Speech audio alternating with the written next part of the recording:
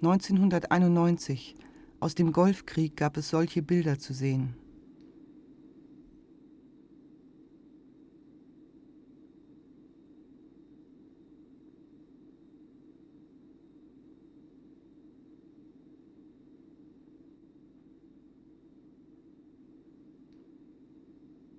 Bilder aus der Luft, im Zentrum das Fadenkreuz.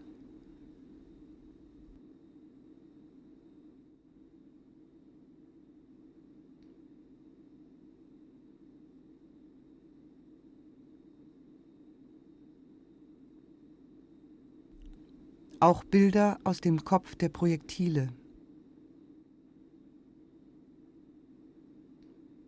Aus Kameras, die sich ins Ziel stürzen.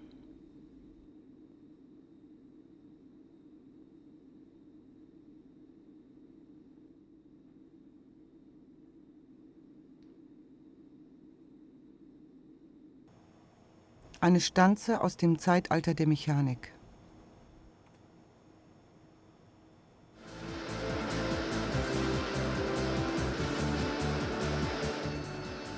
Aus dem elektronischen Zeitalter eine Fernlenkwaffe.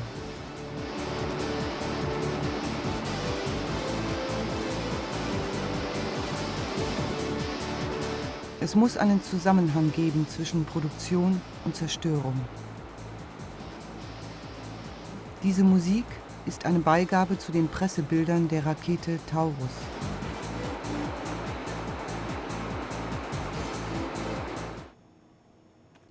Ein Fließband mit aufgeklebten Schiffsmodellen.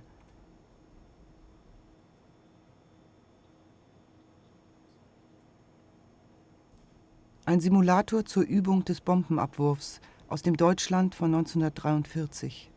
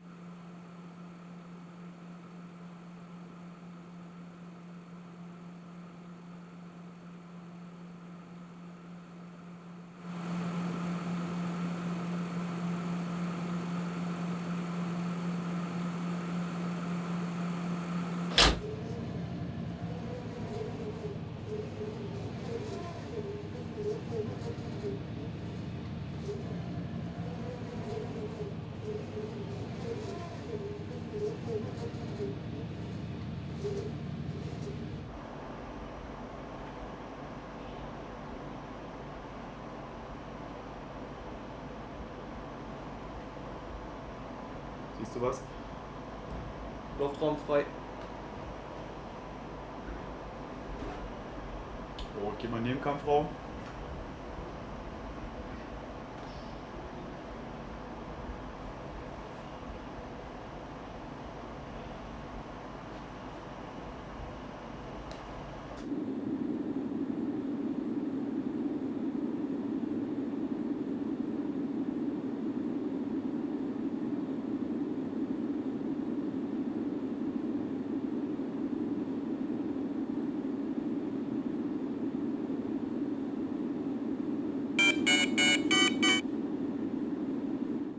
Hier haben wir ein Beispiel für ein hochauflösendes Satellitenbild.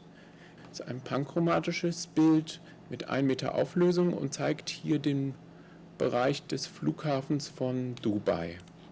Das sind ganz wichtige natürlich Elemente hier sowohl für zivile als auch militärische Anwendungen hier, dass man die genaue Lage und Anordnung hier von Flugplätzen kennt. Nun beginnt der Übergang vom freundlichen Gebiet in den militärischen Tiefflug.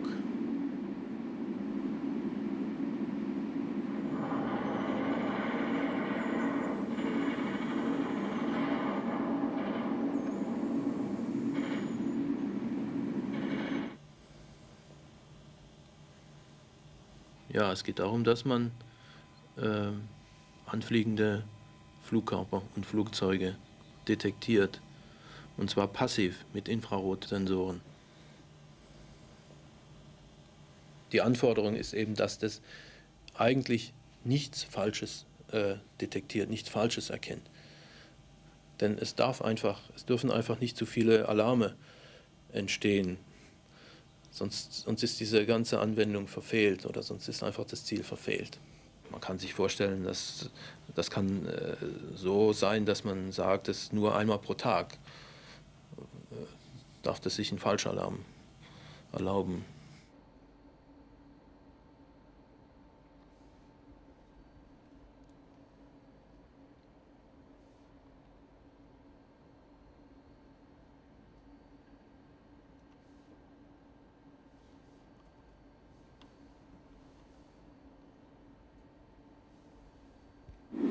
Tiefflug ist kein reiner Selbstzweck, sondern dient zur Vermeidung der Auffassung durch gegnerische Bedrohungen. Dazu wird von dem taktischen Missionsmanagementsystem eine optimale Route berechnet.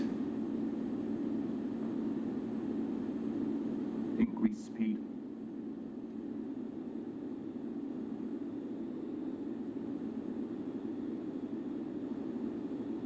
Set master arm.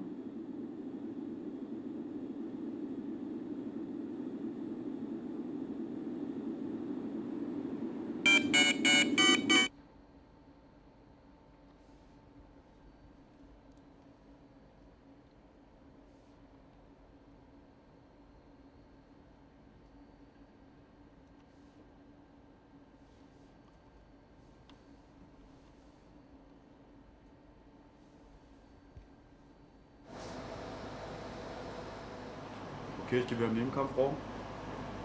Luftfahrzeug auf 8 Uhr. Gesehen.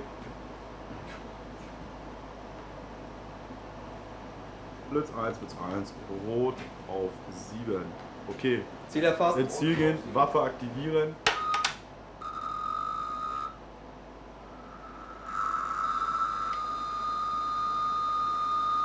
Feuer. In dieser Situation habe ich über elektronischen Datenlink eine Bedrohungswarnung erhalten und das System empfiehlt mir eine Umplanung, die ich hiermit aktiviere. Gleichzeitig werde ich bereits von der ersten Missile angegriffen und leite entsprechende Gegenmaßnahmen ein.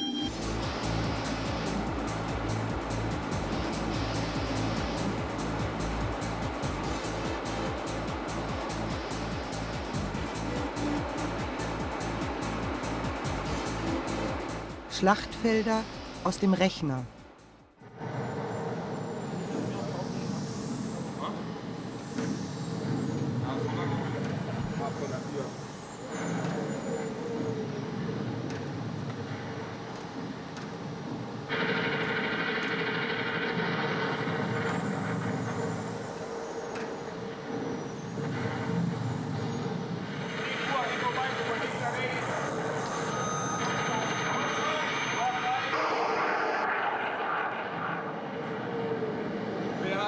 Wer hat die Vordermann getroffen?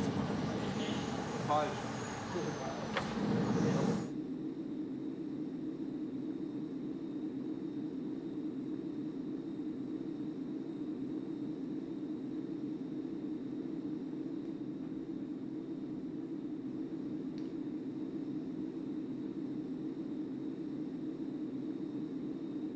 Diese Aufnahmen aus der Luft sind zunächst eine Funktionskontrolle. Hat die Bombe getroffen, kam zur Ausführung, was zuvor beschlossen wurde?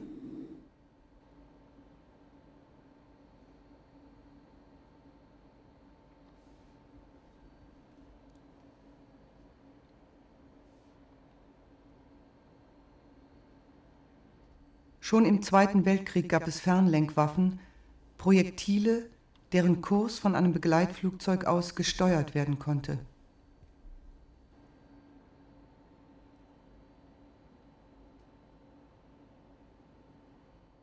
Oder die selbsttätig ihren Kurs korrigierten.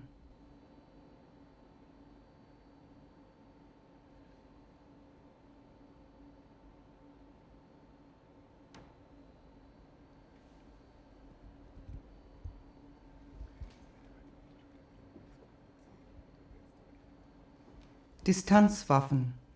Es gilt, zum Gegner Distanz zu halten, das gegnerische Feuer zu vermeiden. Das Gegenteil von einem Selbstmordangriff. Hier ein Probebeschuss in Peenemünde. Zum Ziel eine weiß gestrichene Scheune.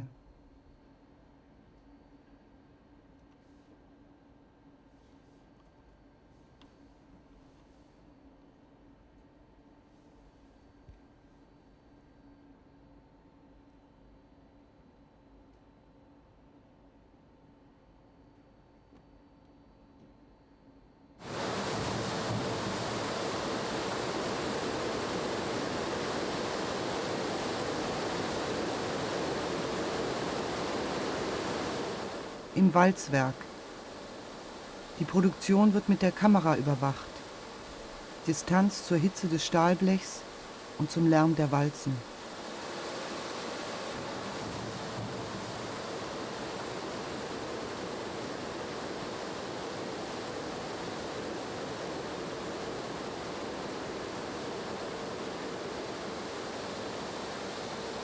Die Bilder aus dem Walzwerk sind nicht zur Erbauung oder Belehrung. Sie sollen Information sein und eigentlich nicht Bilder.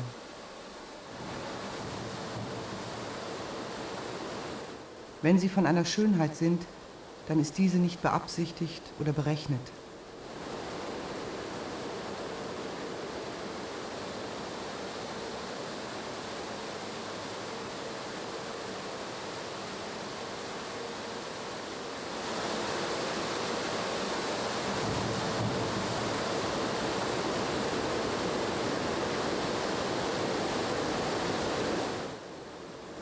Die Röntgenkamera erfasst und die Bildverarbeitung macht sichtbar, was kein Arbeiterauge sehen könnte: Risse und andere Fehler im Material.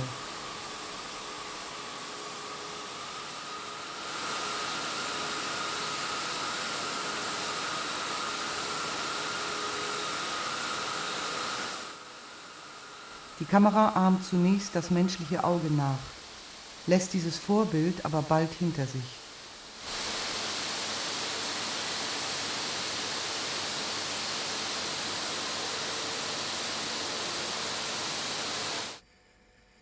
Die Industrie schafft die Handarbeit ab und ebenso die Augenarbeit.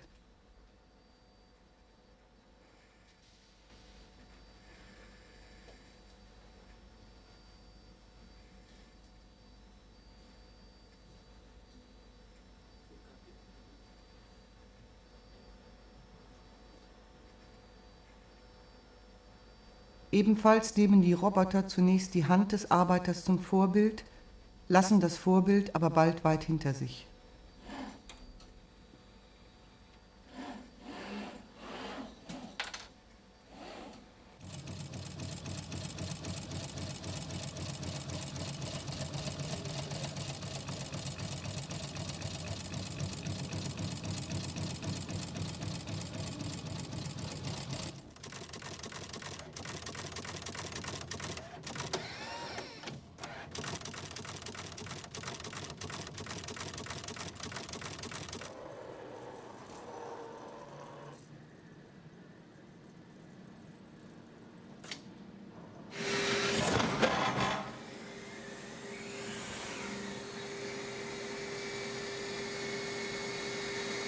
Die Kamera am Roboterarm erfasst die Teile für die rechnergestützte Analyse. Zuerst werden aus dem Grauwertbild mit einem Gradientenverfahren Linien vom Kantenverlauf der Teile erzeugt. Anschließend verfolgt der Rechner diese Kanten und zerlegt sie in einfache geometrische Formen wie Geraden, Kreise und Ecken. Die typischen Merkmale werden ausgewählt, mit dem abgespeicherten Modell verglichen. Das Werkstück ist damit identifiziert, seine Lage erkannt.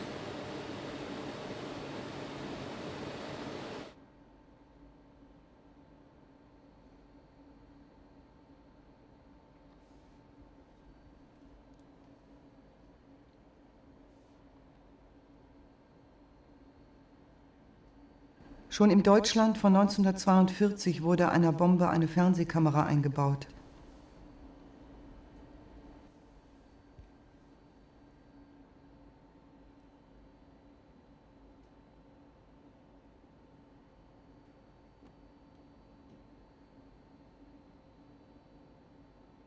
Die Bilder aus dem Kopf des Projektils wurden zu einem Begleitflugzeug übertragen.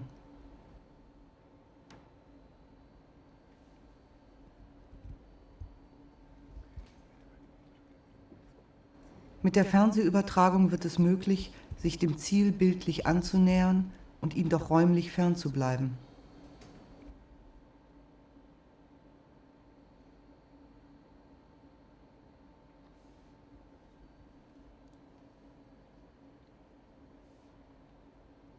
Es gab damals noch kein Mittel, Fernsehbilder elektronisch aufzuzeichnen. Diese Bilder wurden von einem Monitor abgefilmt.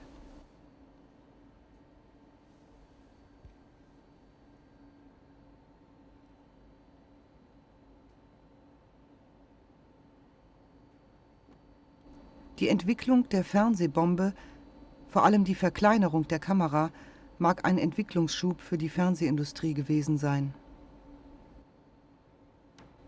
Die Fernsehbombe HS-293D kam im Zweiten Weltkrieg nicht mehr zum Einsatz.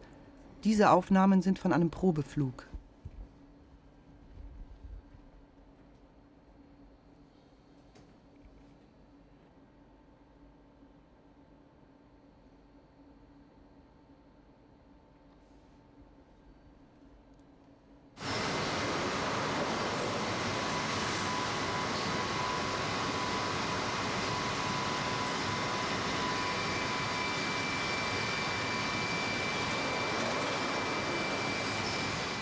In der Automobilfertigung, ein Zwischenlager für Zylinderköpfe.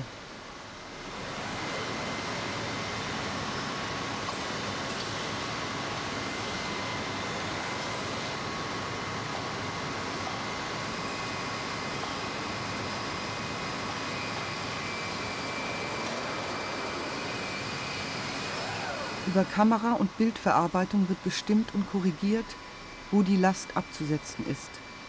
Keine menschliche Einwirkung.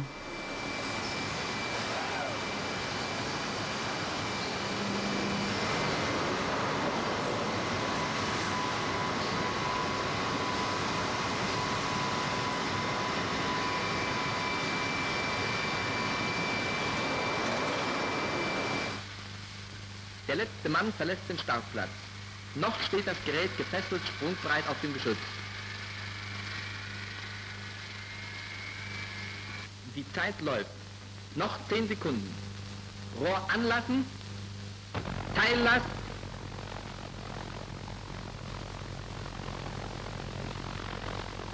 Volllast. Die Zeit läuft ab. Achtung. Abschuss. Unbemannt, sich selbst steuernd, zieht die Fernbombe ihren Weg und führt unbeirrt und unbeeinflussbar ihren Auftrag durch. Eine jede Kugel, die trifft ja nicht, wie es im Soldatenlied heißt. Ein Projektil, das den Kurs selbsttätig korrigiert, droht Unfehlbarkeit an. Die schematische Darstellung zeigt nochmals den Flugbahnverlauf vom Abschuss bis zum Einschlag. Diese Bilder und Wörter sind aus einem Lehrfilm über die V1. Der Film ist zur Schulung der Mannschaften gedacht und nicht zur Propaganda. Dennoch wird hier ein Meer in Bewegung mit glitzernden Wogen ausgeführt.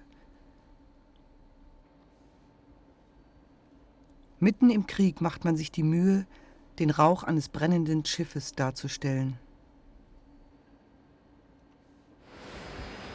Und die Korvette ist so weit beschädigt, dass sie ihre Aufgaben nicht mehr wahrnehmen kann. Nach 10 Minuten hat das Gerät seine Höchstgeschwindigkeit erreicht. Immer wieder in Instruktionsfilmen beschwörende, magische Momente. Sieht man auf einen Zusammenhang von Produktion und Krieg, dann gehört die Atombombe zum industriellen Zeitalter. Maximale Energie, maximale Wirkung.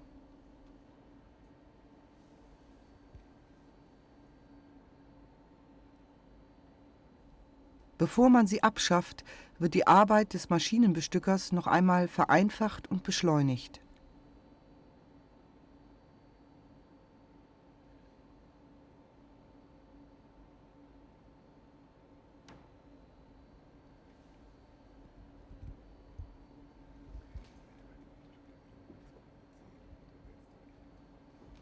In der industriellen Montage ist man aufgrund der häufig sehr komplexen Abläufe vielerorts noch auf die sensorischen Fähigkeiten des Menschen angewiesen. Mit Hilfe des Tastsinns wird das Teil sortiert. Das Auge sucht die exakte Einlegeposition. Der internationale Wettbewerb stellt aber immer höhere Forderungen an Produktivität und Qualität. Wegen des Vermögens, Hand und Auge zu koordinieren, hat man die menschliche Arbeitskraft noch lange gebraucht zum Bestücken von Maschinen.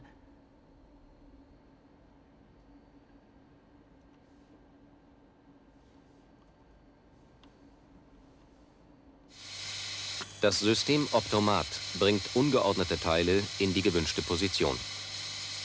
Es vergleicht dazu Form sowie Position mit den einprogrammierten Mustern. Nicht identifizierte Teile bläst eine Luftdüse ab. Mittels Programmänderung lassen sich beliebige Lagen oder Formen erkennen.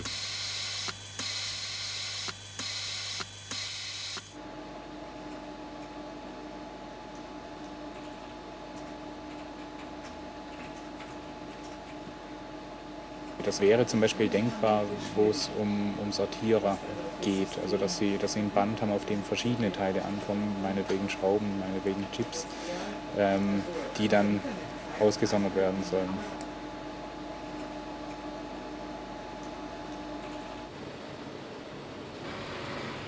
Der Vorteil dieses Graubildsensors ist Erkennung von ungeordneten Teilen auch bei ungünstigen Bedingungen unter Einhaltung hoher Zuverlässigkeit.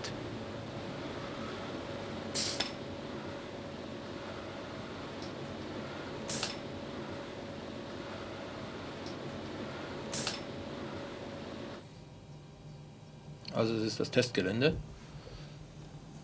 Ja, da waren eben verschiedene Minensperren verlegt worden. Der war zu einer Zeit, wo auch wirklich das Gras sehr hoch war. Das war also Juli. Nicht damit das alles kahl war und man liegt da wie so auf dem Präsentierteller. So, das zeigt, wo jetzt in einem Lauf geflogen werden sollte. Und die Aufgabe war, fliegt zum Beispiel von A nach B und sagt was ihr, wenn er von dahin fliegt, was ihr dann unter euch, ob ihr da was gefunden habt oder nicht. Hier zeigen wir jetzt die Modelle, die verschiedenen Modelle, die in die Bildverarbeitung eingehen, die die Bildverarbeitung definieren. Der erste Schritt ist überhaupt rund. Etwas Rundes, ja. Wenn man mehrere solche Kandidaten finden würde, dann sollten die in einer Reihe liegen. Und hinterher haben wir gesagt, eine Sperre ist dadurch, dass viele Objekte mit den gleichen Merkmalen angehäuft sind. Und es soll eben später auch so sein, dass er oben schon an Bord in Echtzeit, wenn also eine Kolonne fährt und er vor einer Kolonne wegfliegt, ein Hubschrauber, der dann nicht das Problem hat, dass er nicht wenden kann oder so, dass der vorwegflug für eine Kolonne über eine Straße fliegt und zum Beispiel hinterher sagt, Leute, die Straße ist minenfrei, ihr könnt den Hilfstransport fliegen, als Beispiel. Fahren, ja. Ja, fahren.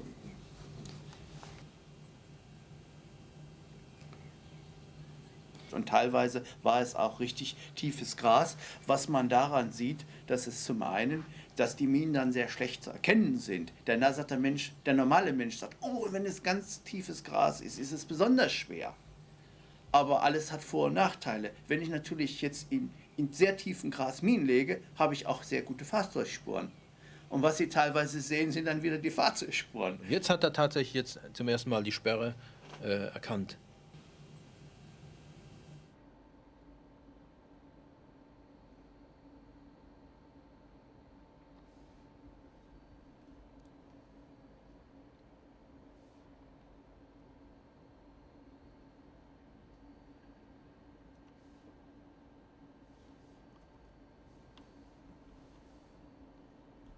Es ist wesentlich schwerer, ein Objekt im Gelände zu erkennen und zu verfolgen, als in der Fabrik. Die Fabrik ist ein kontrollierter Raum mit konstanter Beleuchtung und festgelegter Ordnung.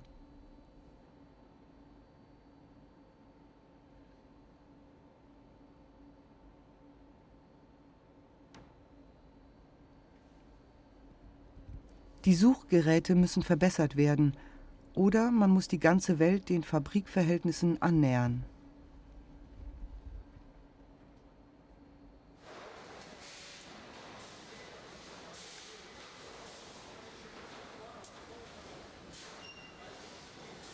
In dieser Simulation werden Autos von einer Robotergruppe montiert.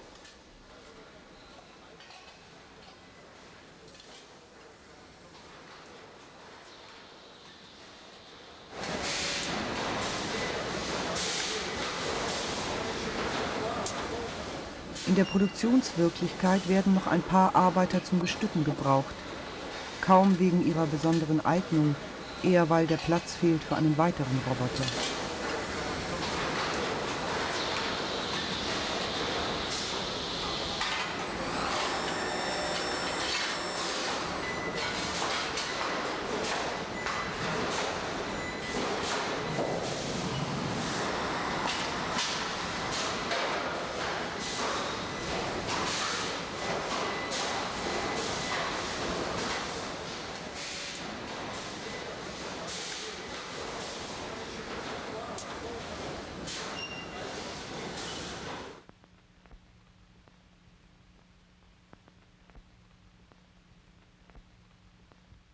The missile is launched in the direction of the target and accelerates to supersonic speed. At a predetermined distance from the target, signals are transmitted from the director to put the missile into its terminal dive. The missile search radar is turned on and scans the target area. The signals from the missile search radar are relayed to the director. There, the detailed radar picture appears at the terminal guidance control station. The operators adjust crosshairs on the target, and guidance commands are automatically transmitted to the missile.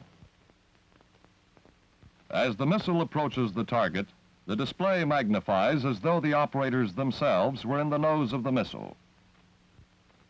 Use of the radar scanning link principle has provided a guidance system incorporating the desirable elements of human judgment and perception, which make it possible for RASCAL to be guided accurately into the target from a distance of 100 miles.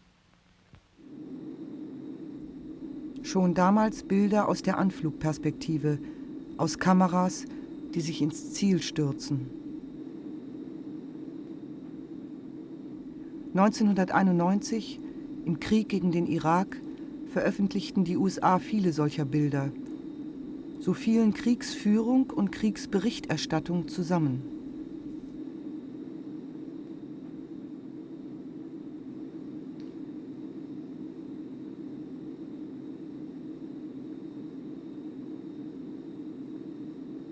Diese Bilder, aufgenommen aus der Luft, im Zentrum das Fadenkreuz, sind operative Bilder, sind zur Funktionskontrolle aufgenommen, nicht das, was als Kriegspropaganda geläufig ist.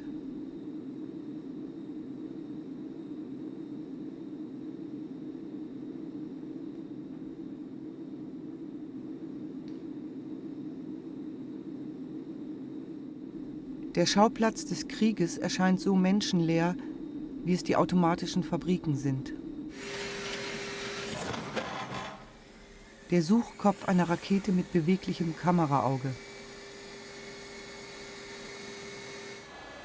Eine ähnliche Kamera mit schwenkbarem Prisma in der Automobilfertigung, hier zur Endprüfung von Motoren.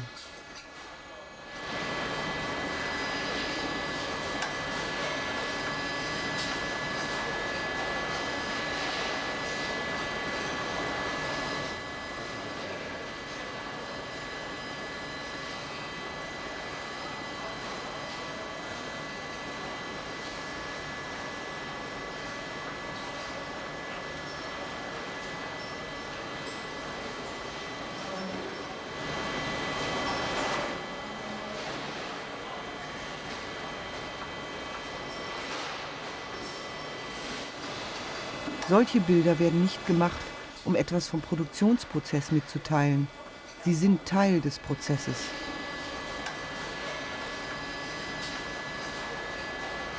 Solche operativen Bilder müssten doch eine andere Sicht auf die Welt eröffnen, von der sie etwas zeigen.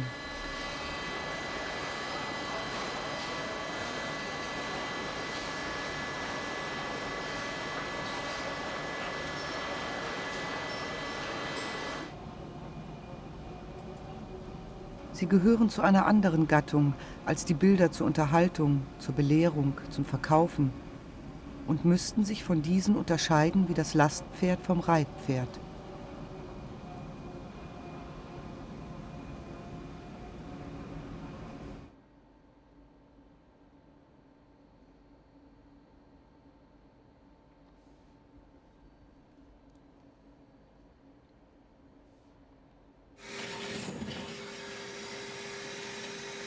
Der Suchkopf einer Rakete.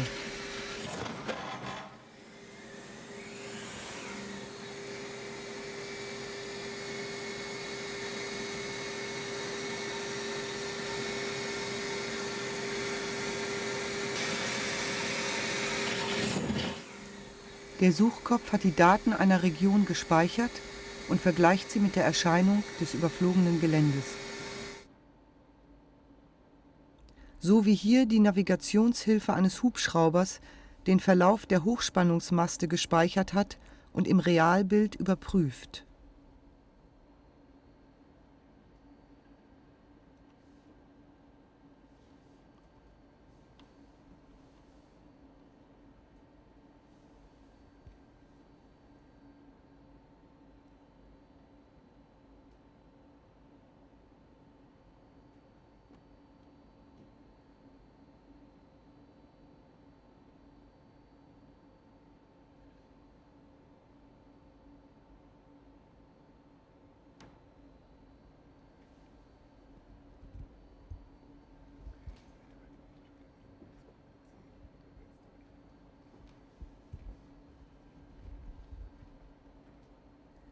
Diese Navigationshilfe hat das Straßennetz einer Region gespeichert und findet nach diesem Plan den Verlauf der Bordsteine.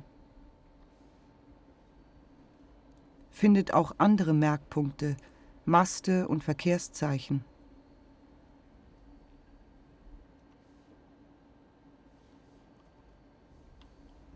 Versuchsanordnungen zu autonomen Fahrzeugen.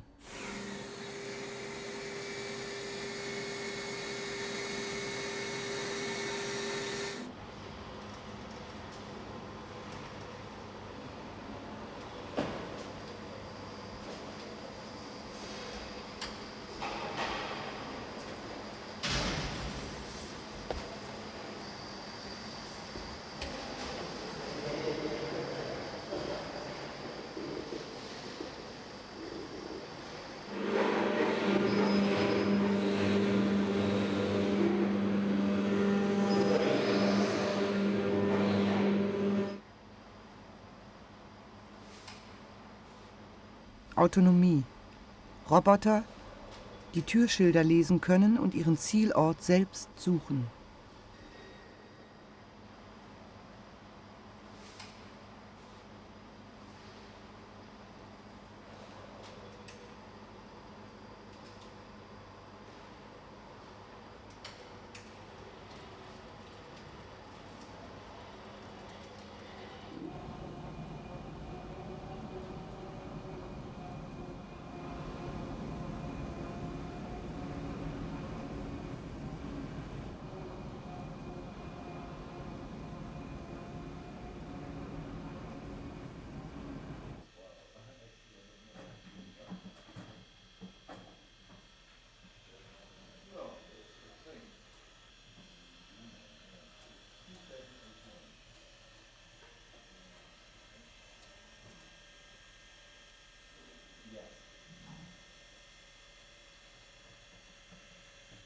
Roboter, die ein Modell ihres Handlungsraumes gespeichert haben, zur Planung und Orientierung.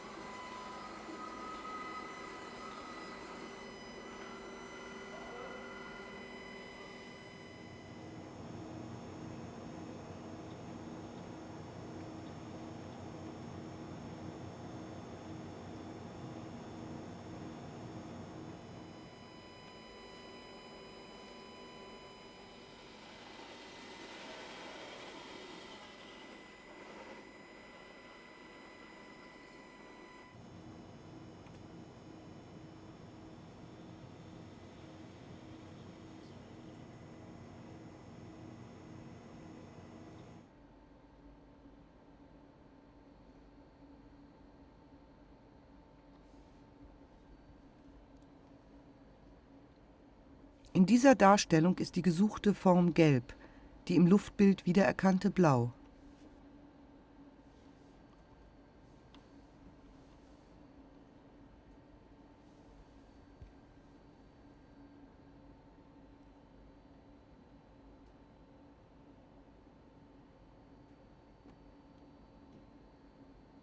Eine Brücke ist eine besonders deutliche Wegmarke.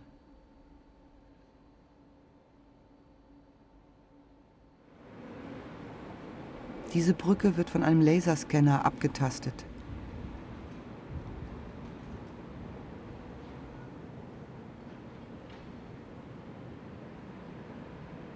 Das Bauwerk wird in den Rechner eingelesen, Zeile für Zeile, und wird als Modell dreidimensional verfügbar.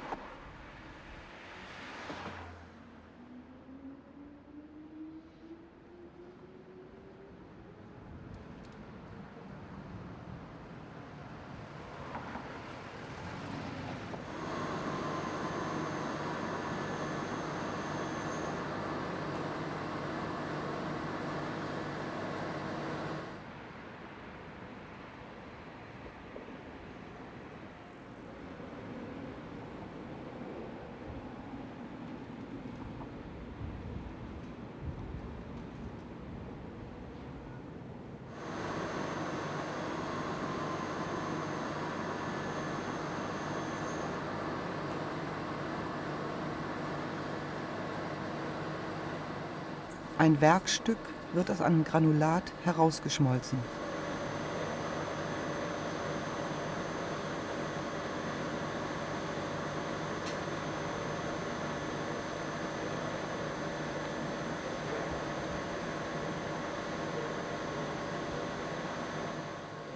Das Granulat, eine Mischung aus Kunststoff und Metall, wird Schicht für Schicht aufgetragen und Zeile für Zeile herausgeschmolzen.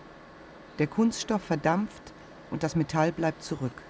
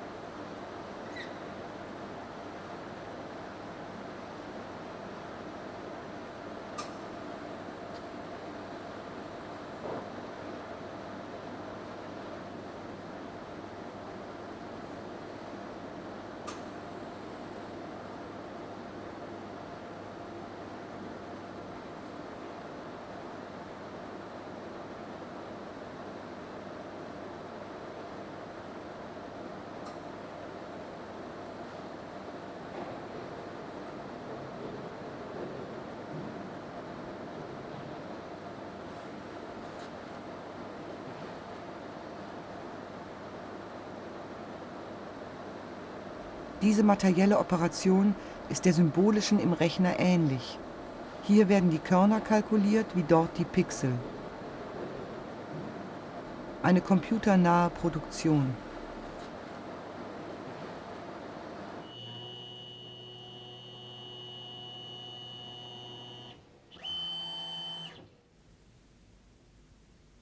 Die meiste Produktion ist noch computerfern, kommt aus der Erfahrung der handwerklichen und industriellen Geschichte und muss umständlich ans Digitale angepasst werden, ins Digitale übersetzt werden.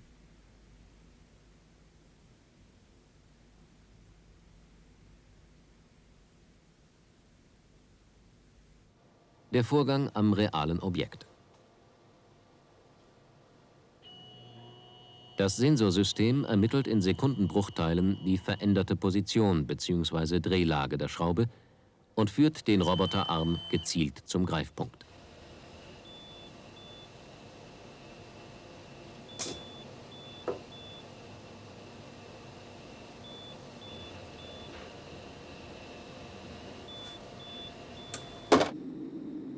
Es ist kein großer Sprung zu der Idee, dass auch die Zerstörung durch Detonation nicht computernah ist.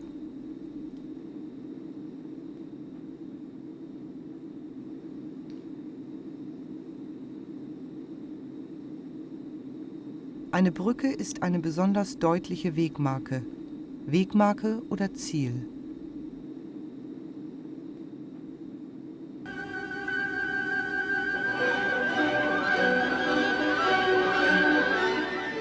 Musik aus einem Werbefilm.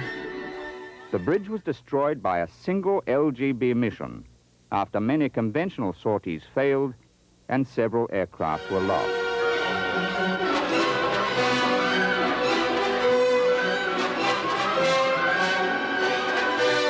This is one approach to aerial bombing. It's effective, but it's also incredibly expensive both in terms of money and in personnel.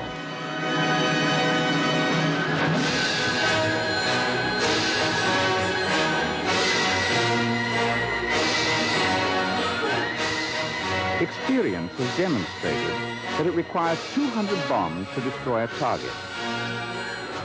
With computers, this number can be reduced to 40.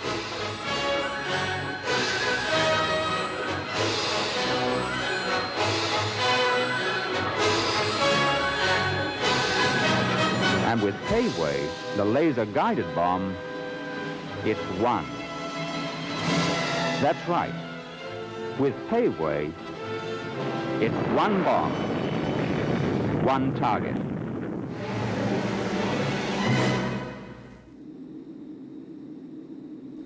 Ein Werbefilm, der ökonomisch argumentiert. Es sei billiger, mit einer Fernlenkwaffe anzugreifen, als mit großen Tonnagen. Gegen die große Zahl, ein Argument der nachindustriellen Produktion, des elektronischen Zeitalters.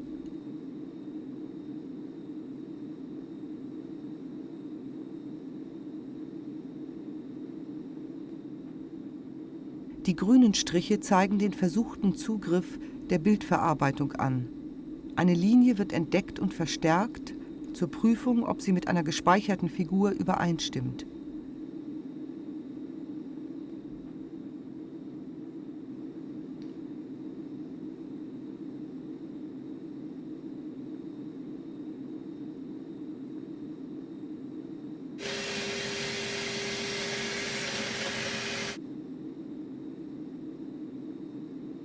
Die grünen Striche wie Kratzspuren, Spuren eines fehlgehenden Zugriffs.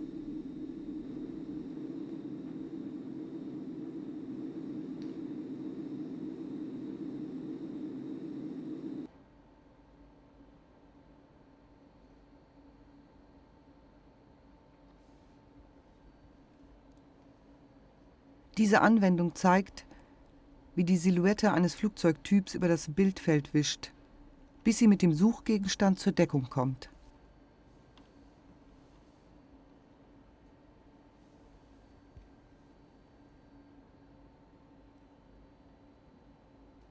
Die Silhouette arbeitet wie ein vorgefasster Begriff, der mit dem Realen zur Deckung kommen will.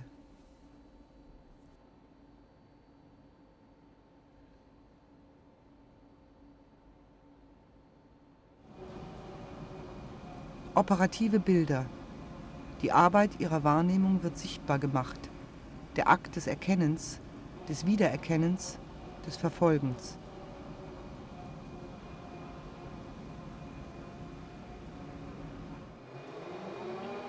Die Kameraaugen richten sich auf Motive von größter Unbesonderheit, die sonst kaum der Wiedergabe wert gelten. Kanten werden markiert.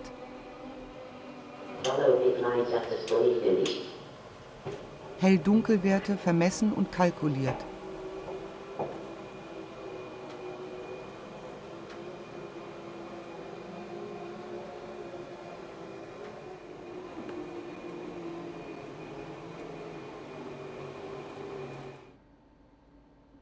Bewegte Gegenstände gegen den Hintergrund erkannt und mit einer Umrandung gekennzeichnet.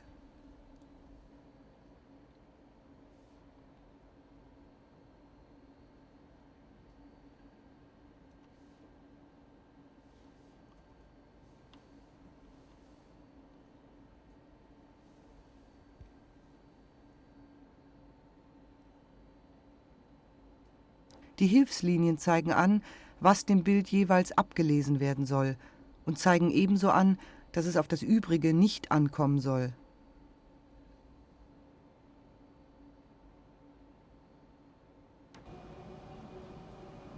Eine Verleugnung bis zur Gegenwirkung.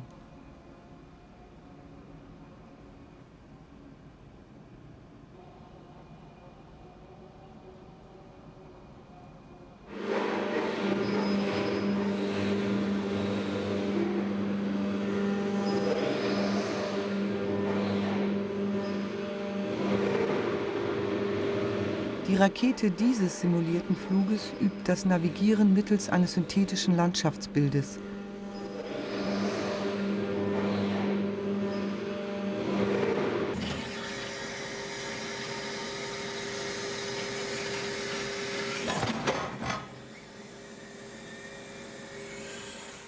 Auf diesen Bildern sind Ortschaften und fahrende Autos auszumachen. Aus diesen synthetischen Bildern ist alles getilgt, was auf menschliches Leben direkten Hinweis gäbe. Felder, Straßen, Ortschaften sind hier ins Zeichenhafte verallgemeinert.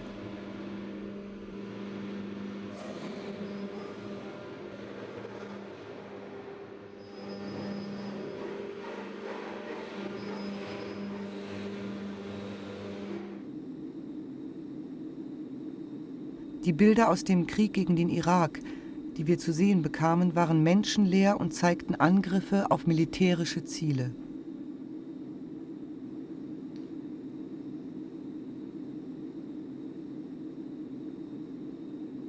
Auch auf zivile Brücken, die ebenfalls menschenleer waren.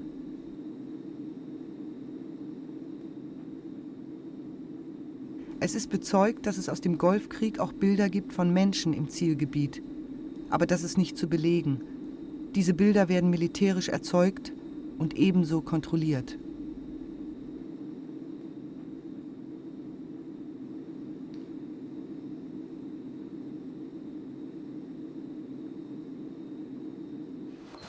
Der Krieg des elektronischen Zeitalters stellt sich dar als Ereignis ohne Menschen. Er hat den Menschen nicht auf der Rechnung. Mag der auch noch vorkommen.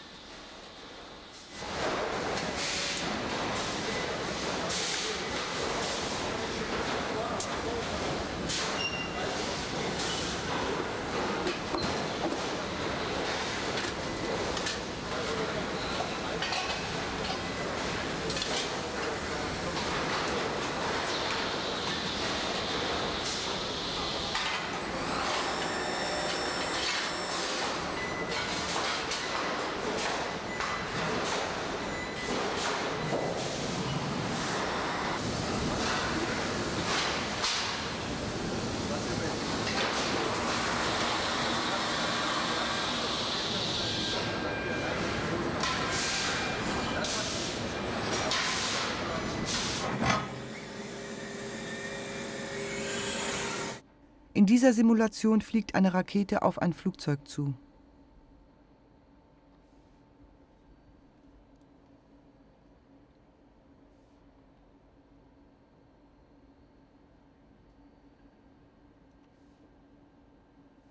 Wenn eine Rakete auf sie zusteuert, versuchen die Kampfflieger, sich dem Beschuss zu entziehen, indem sie Fackeln, Flares abwerfen.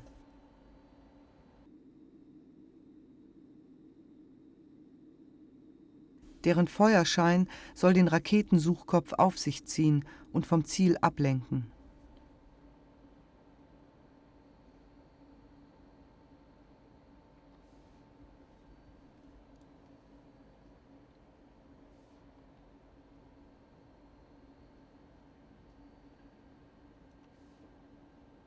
Ich habe selber keine vernünftigen Waffen an Bord, muss also versuchen, über Ausweichbewegungen seine Schusslösung zu vermeiden. Gehe in sogenannte Weave Turns und versuche nebenbei optische Gegenmaßnahmen, sprich Flares, einzuleiten. In diesem Fall misslingt das Ablenkungsmanöver. Das Fadenkreuz heftet sich nur für einen Augenblick an eine Flare, springt aber gleich wieder auf das Flugzeug zurück.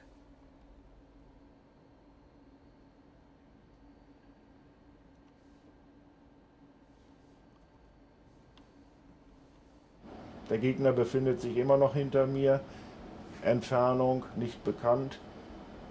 Die Anzahl der Flares, die an Bord waren, sind nahezu aufgebraucht.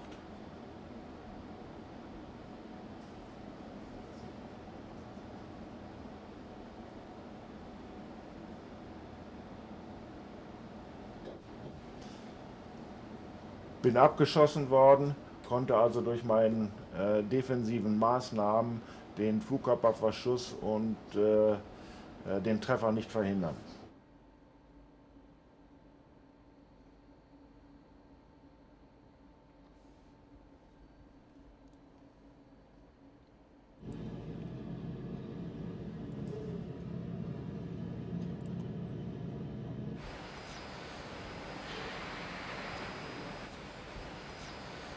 Der Operator startet den Flugkörper und automatisch werden interne Tests durchgeführt und der Flugkörper fliegt automatisch auf seinen vorgeplanten Flugweg los.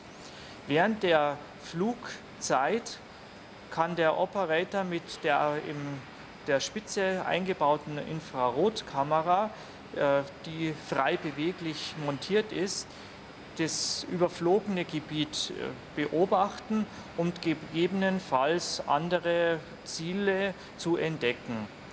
Gleichzeitig hat der Operator Informationen über den Flugweg eingeblendet, dass er die komplette Kontrolle über diesen Flugweg auch hat.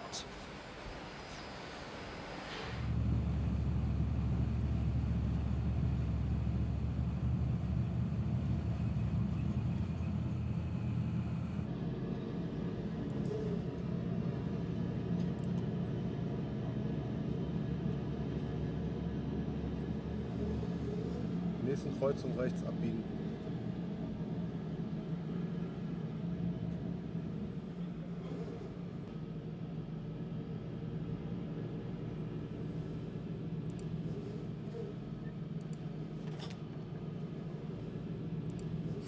In dem Fall macht es Sinn, den Flugweg aus nördlicher Richtung zu dem Zielgebiet zu führen.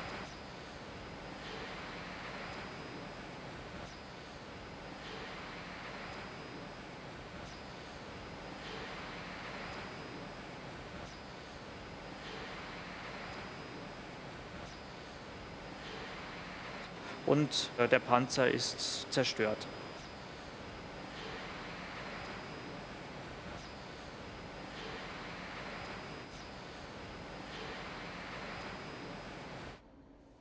Wozu die Manöver? Es gibt diesen Zusammenhang von Produktion und Zerstörung. Der Krieg, der die technische Entwicklung befördert. Der Zweite Weltkrieg gab Anstoß zur Entwicklung von Computer, Düsenflugzeug, Kurzwellenfunk, Stereoton und anderem mehr.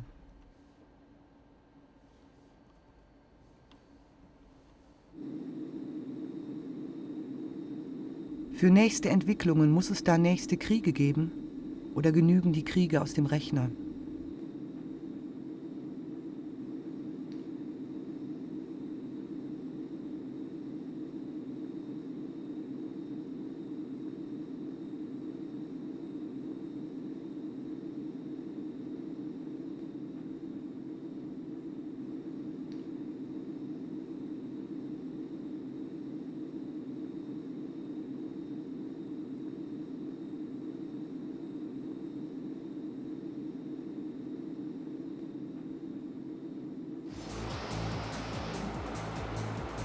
Ein anderer Zusammenhang.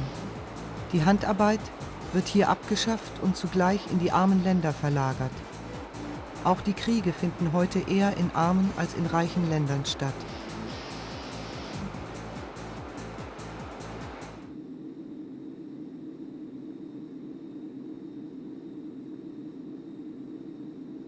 Die hochentwickelten Waffen aus den reichen Ländern finden keinen gleichrangigen Gegner mehr.